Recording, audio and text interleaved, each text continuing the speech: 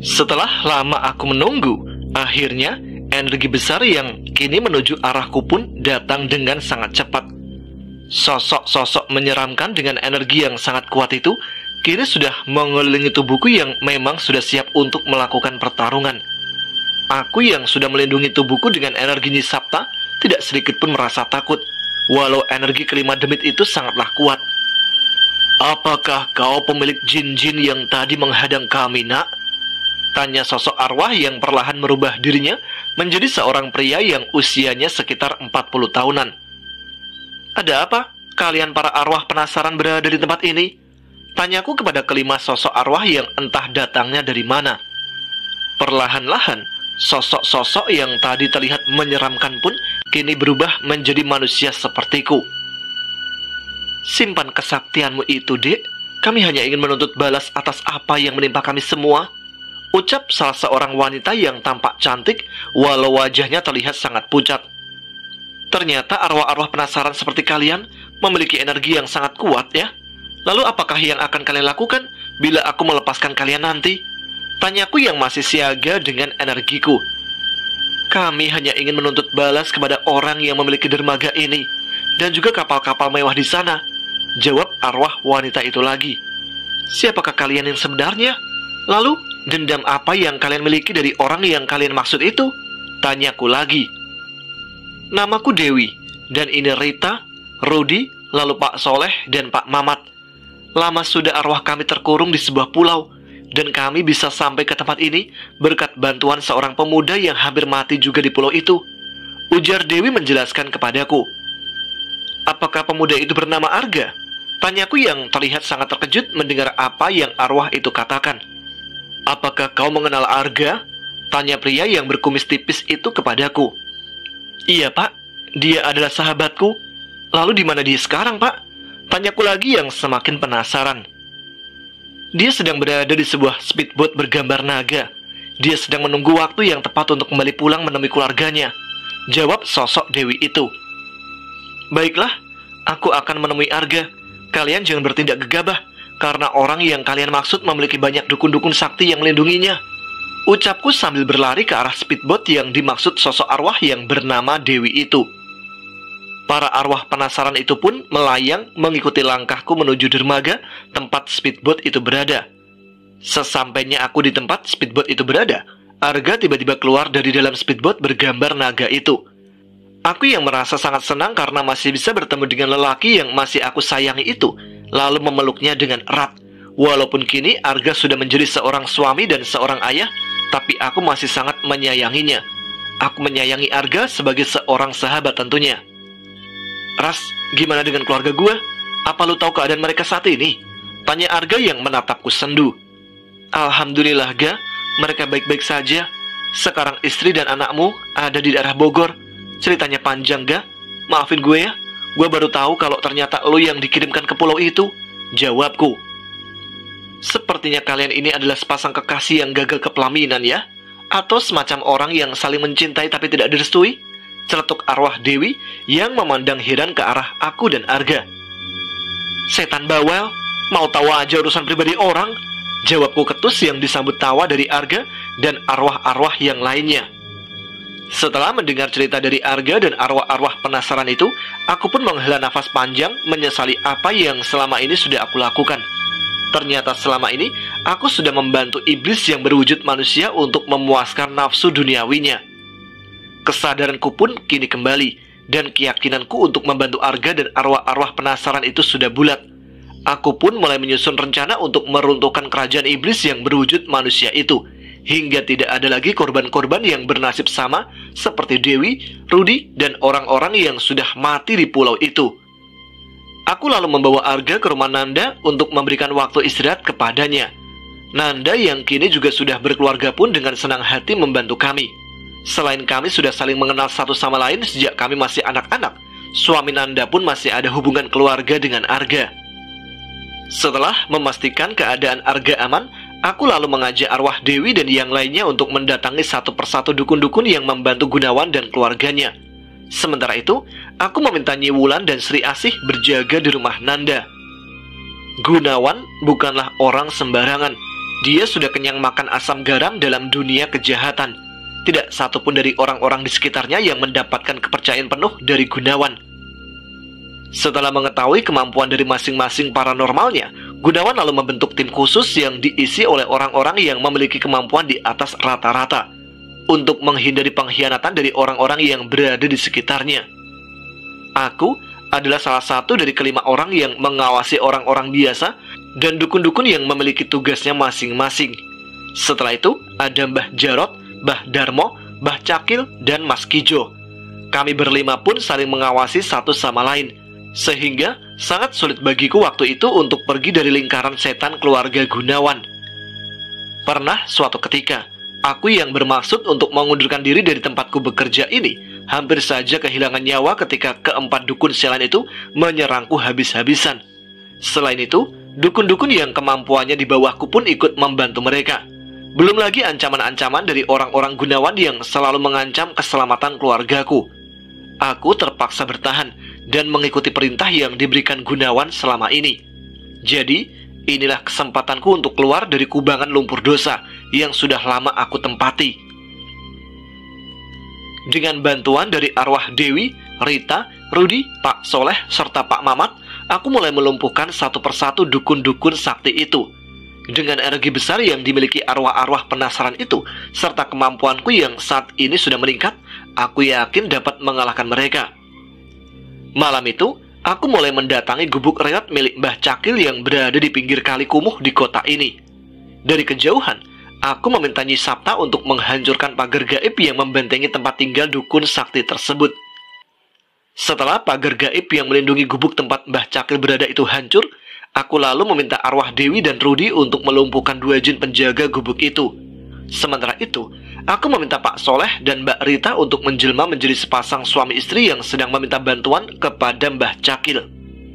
Setelah Mbah Cakil keluar dari gubuk yang sudah tidak memiliki pelindungan, aku meminta Pak Mamat masuk ke dalam gubuk reot yang berbau amis itu untuk memecahkan botol-botol yang digunakan Mbah Cakil untuk mengurung jin-jin yang menjadi budaknya. Setelah Mbah Cakil menyadari apa yang telah terjadi, lalu aku datang dan menghabisi dukun tua itu dengan energi milikku. Mbak Saras, nanti saya tolong dikasih tugas yang agak berat ya. Saya ogah kalau disuruh mecahin botol lagi. Tadi saya hampir diajak pergi sama jin nenek tua yang ada di botol hijau itu, Mbak. Ujar arwah Pak Mamat yang membuat aku dan teman-teman hanya tertawa. Beres Pak Mamat, jawabku sambil mengacungkan 2 jempol ke arahnya. Selesai menghabisi Mbah Cakil, aku lalu lanjut menuju ke tempat Mas Kijo tinggal. Di sebuah lokalisasi yang tampak ramai oleh pengunjung, serta dentuman-dentuman musik, dangdut, dan disko itulah Mas Kijo berada. Mas Kijo adalah ahli bela diri yang juga memiliki ilmu kebal. Selain itu, dia memiliki jin-jin sakti yang selalu setia menjaganya.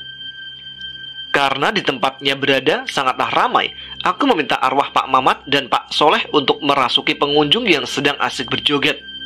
Orang yang sedang dirasuki arwah Pak Mamat dan Pak Soleh itu pun terlihat mengamuk dan menyerang pengunjung-pengunjung lain. Suasana yang tadinya penuh dengan kesenangan pun seketika berubah menakutkan. Orang-orang yang sudah terpengaruh minuman keras pun mulai terprovokasi dan mulai baku hantam di tempat itu.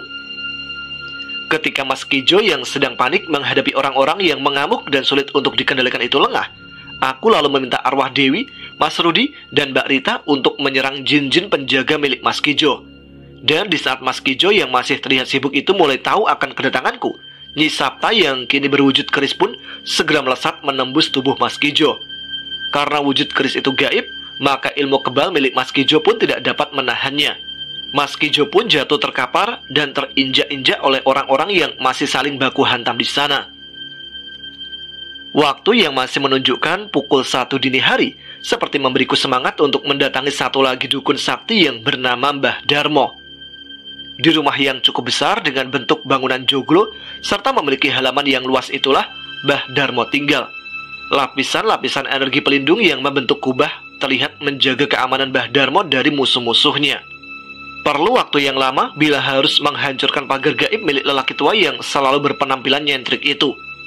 Tidak kehabisan akal, aku lalu menghampiri beberapa pemuda yang terlihat sedang berkumpul di pinggir jalan. Mereka tampak sedang asik bernyanyi sambil menenggak minuman beralkohol yang ada di sebuah teko besar di tengah-tengah mereka. Aku lalu duduk dan mengajak mereka bicara sambil menunjukkan beberapa lembar uang pecahan 50 ribuan. Gue ada uang banyak nih, pada mau nggak? Tanyaku yang membuat mereka terdiam sambil memandangku tajam. Nggak usah macam-macam sama gue cuma mau berbagi uang ini dengan kalian. Itu juga kalau kalian mau, ujarku lagi. Mau kak? Duit kok ditolak? Ujar salah satu pemuda yang bernama Abud. Yang lain gimana? Pada mau nggak nih? Tanyaku lagi sambil mengambil lembaran-lembaran berwarna biru dari dalam jaketku. Maulah kak, jawab mereka serentak. Tapi ada tugas yang harus kalian lakukan. Tugasnya gampang kok, ucapku menjelaskan. Iya kak, apa aja tugasnya? Asal jangan nyolong, dosa kak, celetuk Abud yang disambut tawa teman-temannya. Gue minta kalian semua cari batu yang ukurannya sebesar kepalan tangan kalian. Terus lemparin batu itu ke atas rumah joglo di ujung sana, ucapku sambil menunjuk rumah Mbah Darmo. Deal, mana uangnya kak? Jawab Abud. Kerja dulu, baru gua kasih uangnya. Nanti kakaknya bohong lagi, celetuk salah satu pemuda itu. Nih, kalian kan ada 7 orang. Salah satu dari kalian pegang uangnya dan nunggu di sini sama gua. Oke kak, tugas kita cuma nimpukin rumah dukun itu kan? Tanya Abud yang sepertinya sudah tahu dengan profesi Mbah Darmo. Iya, setelah kalian lempar batu itu, kalian langsung pergi ya. Uangnya biar dipegang teman kalian yang kecil ini, ucapku sambil memberikan 7 lembar uang 50 ribuan. Tidak lama setelah itu, terdengar suara genting dan juga kaca yang pecah dari arah rumah Mbah Darmo. Dan beberapa saat kemudian, Mbah Darmo terlihat keluar dari dalam rumahnya bersama 2 orang pengawalnya. Kedua pengawal itu pun terlihat berlari mengejar pemuda-pemuda yang sudah menjalankan tugas dariku itu. Dan karena penasaran, Mbah Darmo pun ikut lengah. Dukun tua yang terlihat tanpa pengawal gaib dan juga pelindung gaib itu pun segera aku lumpuhkan dengan kekuatanku. Arwah Pak Mamat yang menyaksikan dukun sakti itu sudah tidak berdaya, lalu menghampirinya dan langsung mencekiknya hingga tewas. Dan setelah kutanya kenapa dia melakukan hal itu, Pak Mamat pun berujar bahwa dia sering dibohongi dukun tua itu. Misiku pun berhasil malam itu juga. Aku telah menghabisi 3 dukun sakti yang menjadi orang kepercayaan Gunawan dan juga orang yang selalu mengawasi gerak-gerikku selama ini.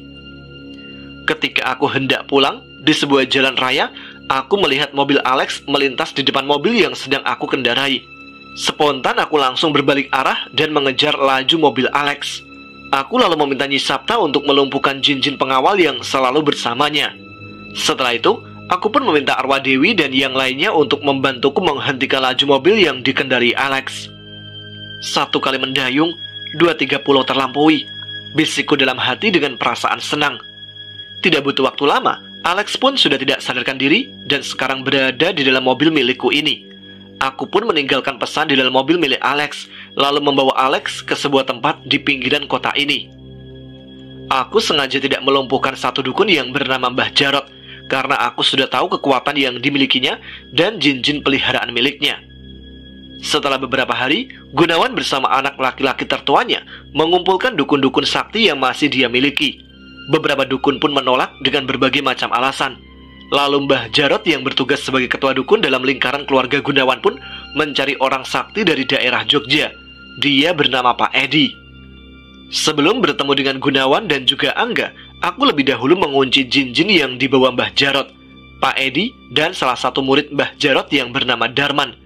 Tujuanku adalah supaya para arwah penasaran itu dapat dengan leluasa mendekati sosok Gunawan dan juga Angga. Arwah Dewi terlihat berubah menyeramkan ketika memasuki sebuah rumah megah layaknya sebuah istana ini. Begitu juga dengan arwah Rita, Rudi, Pak Soleh, dan Pak Mamat. Sepertinya mereka ingin segera menuntaskan dendamnya malam ini juga.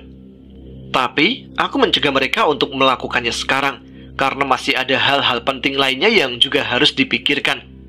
Aku masih harus membantu Arga mendapatkan kembali aset-asetnya yang kini diambil alih oleh keluarga Gunawan melalui Alex. Dan aku juga harus memastikan keluarga Arga dan keluargaku dalam keadaan aman. Beruntungnya, arwah-arwah itu mau diajak kompromi, sehingga rencanaku pun masih dapat berjalan dengan aman. Hingga beberapa hari kemudian, arwah Dewi yang sepertinya sudah tidak sabar ingin segera melemparkan Angga dari apartemennya di lantai 30 itu meminta izin kepadaku untuk melakukan teror kepada Angga. Dan teror itu pun dimulai ketika Angga berada di sebuah dermaga yang juga menjadi kantor dari perusahaan ilegalnya. Setelah dibuat ketakutan setengah mati, arwah-arwah itu pun mulai membawa sebagian sukma Angga ke alam bawah sadarnya untuk merasakan siksaan-siksaan dari Dewi, Rita, Pak Soleh, dan Pak Mamat. Sedangkan Rudi, yang segera ingin mencekik batang leher dari Gunawan, memilih untuk mengawasi Gunawan yang sedang merasa kebingungan karena kehilangan Alex dan kini harus melihat Angga bertingkah seperti orang gila. Aku pun yang kini sudah mulai acuh tak acuh akan keberadaan di lingkaran keluarga Gunawan pun mulai meninggalkan tanggung jawabku sebagai orang yang bertugas membantu menangani kasus-kasus seperti ini.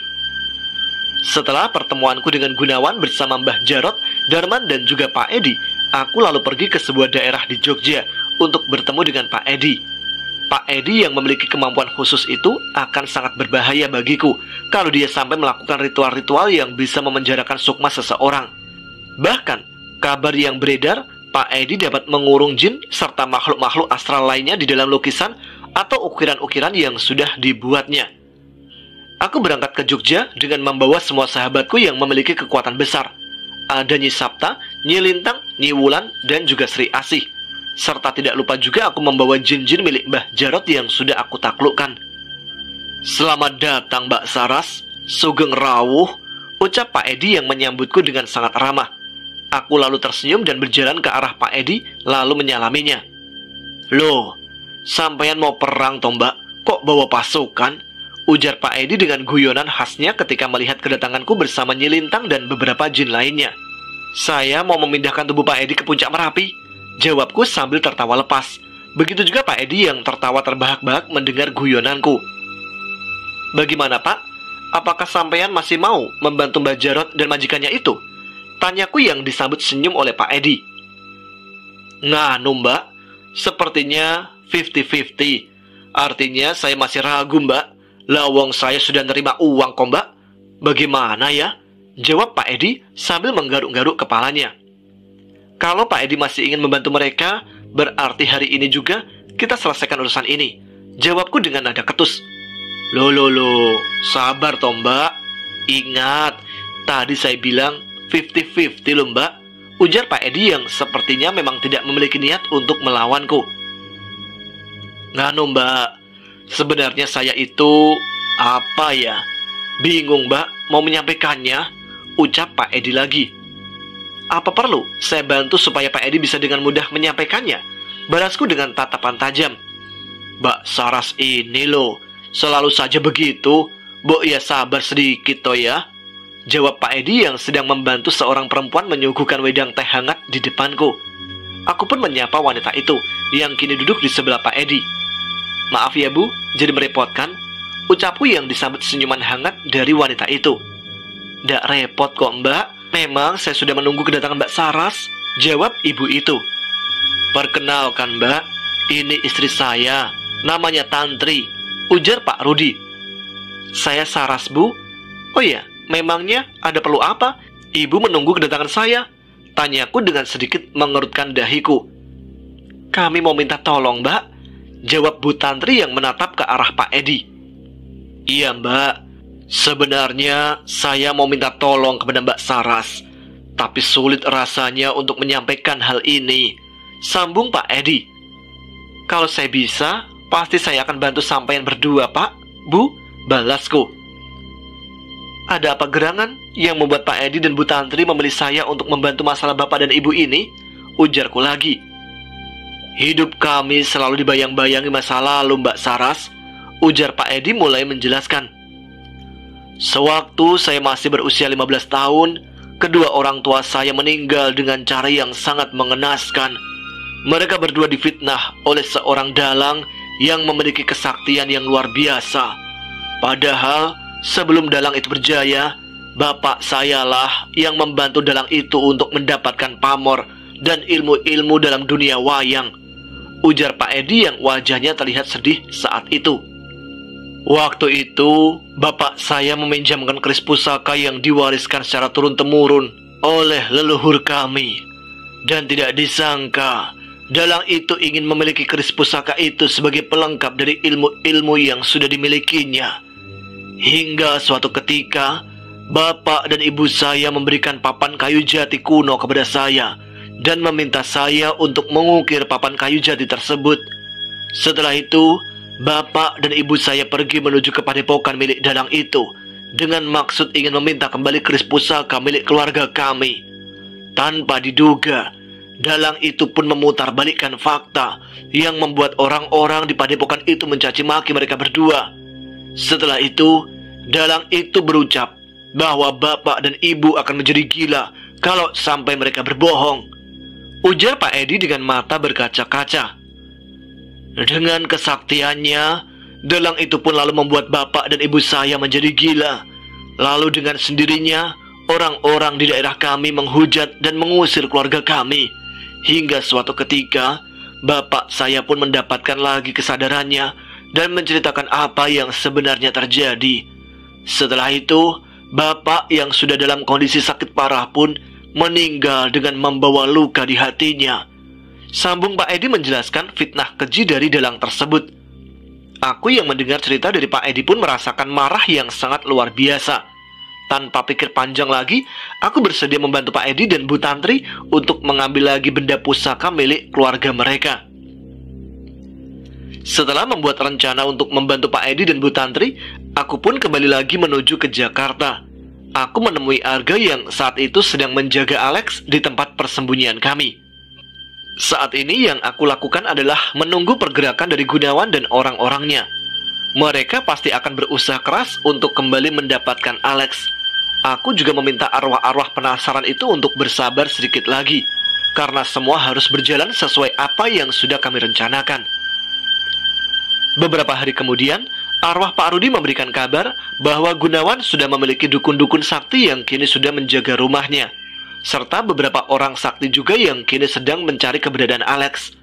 Aku pun sengaja membiarkan energiku dan aura Alex terbaca dengan jelas oleh orang-orang itu. Aku sengaja memancing mereka untuk datang ke tempat persembunyianku.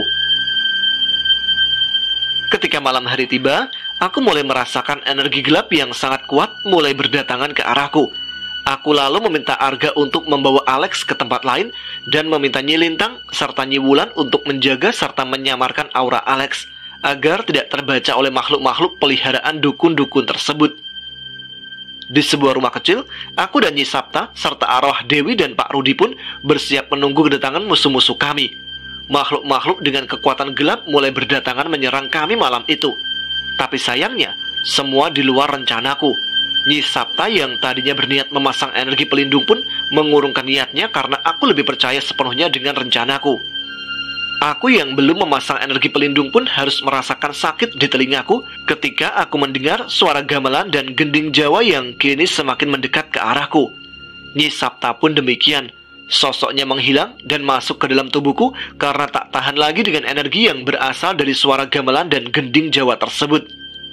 Aku yang mulai terkapar tak berdaya, kembali dikagetkan dengan suara keras yang menghantam pintu rumah kecil ini.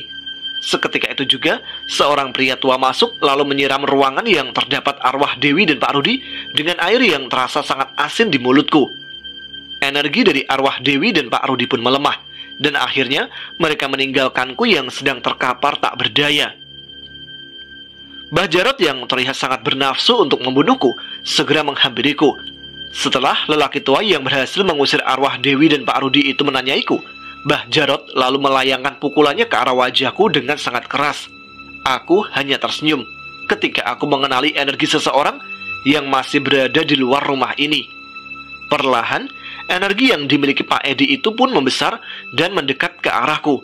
Aku yang sangat yakin kalau Pak Edi yang datang ke arahku itu akan menyelamatkanku. Mbah Jarot yang merasa kesal karena mendengar aku mulai menghitung pun kembali mendekatkan diri ke arahku. Dan ketika suara gamelan serta gending Jawa yang melemahkan kekuatanku itu menghilang, aku lalu mencekik leher Mbah Jarot dan membuatnya tidak sadarkan diri. Sementara itu, Pak Edi dengan wajah yang terlihat dipenuhi amarah beberapa kali memukul orang tua tadi, yang ternyata adalah Ki Dalang. Lalu dengan kekuatannya, Pak Edi membuat Ki Dalang terduduk lemas dengan tatapan kosong. Setelah pertarungan kami selesai, aku dan Pak Edi membawa tubuh Mbah Jarot dan Ki Dalang yang sudah tidak sadarkan diri bergegas menuju ke tempat Arga berada. Aku lalu mengizinkan arwah-arwah penasaran itu untuk segera menuntaskan dendam mereka. Dengan kekuatannya, kelima arwah penasaran itu pun dengan mudah dapat mengalahkan dukun-dukun yang berjaga di rumah Gunawan. Setelah berhasil masuk ke dalam rumah Gunawan, mereka pun dengan beringas melampiaskan kemarahan dan juga rasa bencinya kepada Angga dan juga Pak Gunawan. Dewi mulai dengan penampakan wujud yang sangat menyeramkannya kepada Angga, lalu disusul Mbak Rita, Pak Soleh, dan Pak Mamat. Gunawan yang merasa terganggu dengan suara teriakan yang berasal dari kamar Angga berjalan menghampiri anak kesayangannya. Tetapi Gunawan sangat terkejut ketika melihat sosok arwah Rudi sudah berdiri di hadapannya. Tubuh Gunawan gemetar menahan rasa takutnya ketika arwah Rudi mulai menyeringai dan berubah sangat menyeramkan. Gunawan terjatuh dan berteriak memanggil orang-orang yang sedang berjaga di rumahnya. Tapi suasana terasa hening, tidak ada orang yang menjawab panggilan dari tuan pemilik rumah tersebut. Gunawan berusaha bangkit dan berlari menuju kamarnya. Tapi tiba-tiba pintu kamar milik Gunawan itu tertutup dengan sendirinya dan tidak dapat dibuka olehnya. Gunawan lalu berlari menuju ke arah kamar milik Angga. Sesaat kemudian, dia merasa kembali tenang karena melihat Angga sudah berdiri di hadapannya. Tapi, semua itu kembali berubah menjadi ketakutan yang sangat luar biasa ketika Angga berbicara, tapi dari mulutnya yang terdengar malah suara Dewi. Gunawan pun kembali berlari ke arah ruang depan. Tapi di sana, kembali terlihat sosok arwah Rudi sudah menghadang. Gunawan yang merasa sudah tidak berdaya kembali dikejutkan ketika Angga sudah berdiri di belakangnya dengan menggenggam sebuah pisau. Gunawan pun harus pasrah mati di tangan Angga yang sedang dirasuki oleh sosok Dewi. Beberapa tusukan pun menghiasi tubuh Gunawan yang kini berlumuran darah. Angga yang seketika itu tersadar berteriak dan menangisi apa yang telah dia perbuat. Dan karena merasa putus asa, Angga pun berniat untuk mengakhiri hidupnya dengan cara menikamkan pisau yang masih digenggamnya. Tapi sepertinya arwah-arwah penasaran itu belum puas untuk membalaskan sakit hati mereka. Arwah Dewi pun kembali mengambil alih tubuh Angga dan membawanya pergi meninggalkan rumah milik keluarga Gunawan tersebut. Seperti keinginannya, arwah Dewi yang dibantu arwah Rita, Pak Soleh, dan Pak Mamat membawa Angga ke apartemen miliknya. Dan di kamar sebuah apartemen itulah Dewi, Rita, Pak Soleh, dan Pak Mamat melemparkan tubuh Angga dari lantai 30. Beberapa bulan pun berlalu. Aku dan Arga sudah mengembalikan potongan tulang-tulang manusia yang dibawa Arga dari sebuah pulau. Aku membantu Arga menjelaskan apa yang terjadi kepada keluarga Dewi, Mbak Rita, Pak Rudi, Pak Soleh, dan juga Pak Mamat. Arga pun berjanji akan berusaha untuk membawa kerangka tubuh mereka yang masih berada di sebuah pulau yang kini jadi milik Alex. Setelah selesai membantu Arga, aku pun menemui Pak Edi yang berada di Jogja. Pak Edi yang kini sudah memiliki galeri seni sendiri pun merasa senang dengan kedatanganku. Keris pusaka keluarga milik Pak Edi pun sudah berada di kediaman keluarga Pak Edi. Di galerinya itu juga, Pak Edi mengajarkan seni lukis, seni ukir, dan membuat patung. Aku yang sekarang ini sudah terbebas dari lingkaran setan yang selama ini mengurungku, memilih untuk menetap di kota kelahiranku yang berada di Jawa Tengah. Aku yang sebenarnya sudah tidak ingin terlibat dalam urusan hal-hal gaib, memilih membuka usaha bersama keluargaku. Dan alhamdulillah, usaha kami berjalan dengan baik dan perlahan pun mulai berkembang. Kini, aku menikmati hari-hariku sebagai seorang manusia biasa. Aku sudah sangat jarang menggunakan kemampuan yang aku miliki. Hampir 3 tahun lamanya, aku tidak lagi bertarung menghadapi makhluk-makhluk gaib yang mengganggu orang-orang sekitarku. Hidupku terasa damai, dan aku bersyukur mendapatkan banyak nikmat dari Sang Maha Pencipta.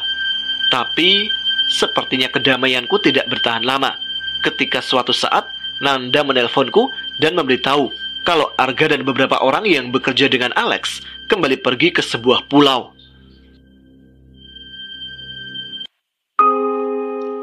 Baiklah, demikian kisah Saraswati yang ditulis oleh Mas Untung Prasetyo. Semoga dapat menghibur sebelum teman-teman memejamkan mata. Terima kasih kepada kalian yang telah menyimak. Semoga bisa tidur lebih nyenyak. Yang masih melek, tuliskan komen, tunjukkan eksistensi kalian. Saya Tama pamit, selamat malam, selamat beristirahat. Wassalamualaikum warahmatullahi wabarakatuh.